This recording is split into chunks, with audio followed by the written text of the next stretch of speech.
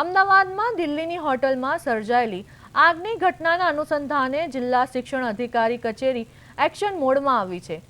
ઉનાળુ વેકેશન પૂર્ણ થયા બાદ આવતીકાલથી શાળાઓ ફરી શરૂ થવા જઈ રહી છે, ત્યારે વિદ્યાર્થીઓની સુરક્ષાને પ્રાથમિકતા આપતા તમામ શાળાઓને ફાયર સેફટી અને ઇલેક્ટ્રિક સિસ્ટમની તાત્કાલિક ચકાસણી કરવા સૂચના આપવામાં આવી છે। શાળાઓમાં લગાવાયેલા ફાયર એક્ટિવેશન અને અગ્નિશામક સાધનો કાર્યરત સ્થિતિમાં છે કે નહીં તેની ખાતરી કરવા જણાવાયું છે। સાથે જ એસી, કોમ્પ્યુટર લેબ, ઇલેક્ટ્રિક પેનલ અને સમગ્ર વાયરિંગ પણ તપાસ કરાશે। ડીઈઓ કચેરી દ્વારા આગામી દિવસોમાં સરપ્રાઇઝ ચેકિંગ હાથ ધરવામાં આવશે અને કોઈપણ અનિચ્છનીય ઘટના ન બને અને વિદ્યાર્થીઓ સુરક્ષિત વાતાવરણમાં મળે તેવા તંત્ર દ્વારા સાવચેતીના પગલાં લેવામાં આવી રહ્યા છે।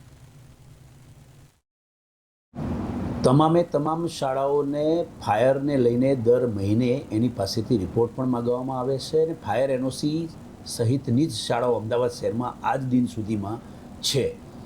એક પણ શાળા એવી નથી કે જેમાં ફાયર એનઓસી નથી, પરંતુ ફાયર એનઓસી હોવી એટલાથી પૂર્ણ ન થાય। શાળાઓ શરૂ થવાની છે, નવું સત્ર શરૂ થાય છે ત્યારે અમારી ટીમને સૂચના આપી છે, શાળાઓની સૂચના આપી છે કે ફાયરનું જે ઇક્વિપમેન્ટ છે એને પૂરેપૂરા ચાલે છે કે કેમ એનું પૂરેપૂરી ચકાસણી કરી લેવી।